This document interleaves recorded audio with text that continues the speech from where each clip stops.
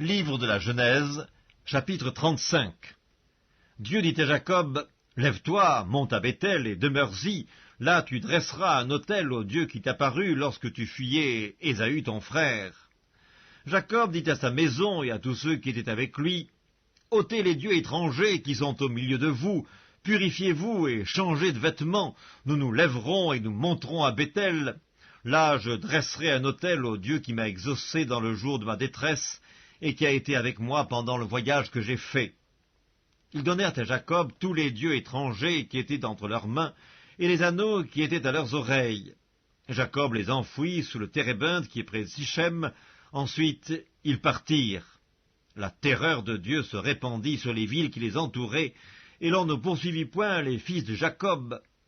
Jacob arriva, lui et tous ceux qui étaient avec lui, à Luz, qui est Béthel, dans le pays de Canaan. Il bâtit là un autel, et il appela ce lieu El-Béthel, car c'est là que Dieu s'était révélé à lui lorsqu'il fuyait son frère.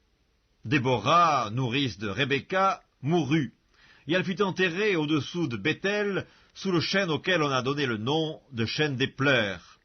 Dieu apparut encore à Jacob après son retour de Padan-Aram, et il le bénit. Dieu lui dit, « Ton nom est Jacob, tu ne seras plus appelé Jacob, mais ton nom sera Israël, » et il lui donna le nom d'Israël. Dieu lui dit, « Je suis le Dieu tout-puissant, sois fécond et multiplie. Une nation et une multitude de nations naîtront de toi, et des rois sortiront de tes reins. Je te donnerai le pays que j'ai donné à Abraham et à Isaac, et je donnerai ce pays à ta postérité après toi. » Dieu s'éleva au-dessus de lui, dans le lieu où il lui avait parlé, et Jacob dressa un monument dans le lieu où Dieu lui avait parlé, un monument de pierre, sur lequel il fit une libation et versa de l'huile.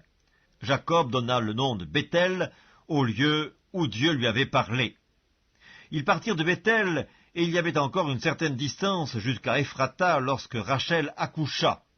Elle eut un accouchement pénible, et pendant les douleurs de l'enfantement, la sage-femme lui dit, « Ne crains point, car tu as encore un fils. » Et comme elle allait rendre l'âme, car elle était mourante, elle lui donna le nom de Ben-Oni, mais le père l'appela Benjamin. Rachel mourut, et elle fut enterrée sur le chemin d'Ephrata, qui est Bethléem. Jacob éleva un monument sur son sépulcre, c'est le monument du sépulcre de Rachel, qui existe encore aujourd'hui. Israël partit, et il dressa sa tente au-delà de Migdal-Éder. Pendant qu'Israël habitait cette contrée, Ruben alla coucher avec Bila, concubine de son père, et Israël la prit. Les fils de Jacob étaient au nombre de 12, fils de Léa, Ruben, premier-né de Jacob, Siméon, Lévi, Juda, Issachar et Zabulon. Fils de Rachel, Joseph et Benjamin. Fils de Bila, servante de Rachel, Dan et Nephtali. Fils de Zilpa, servante de Léa, Gad et Azer. Ce sont là les fils de Jacob qui lui naquirent à Padan-Aram.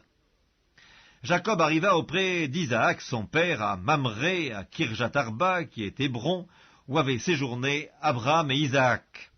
Les jours d'Isaac furent de 180 ans, il expira et mourut, et il fut recueilli auprès de son peuple, âgé et rassasié de jours. Ésaü et Jacob, ses fils, l'enterrèrent.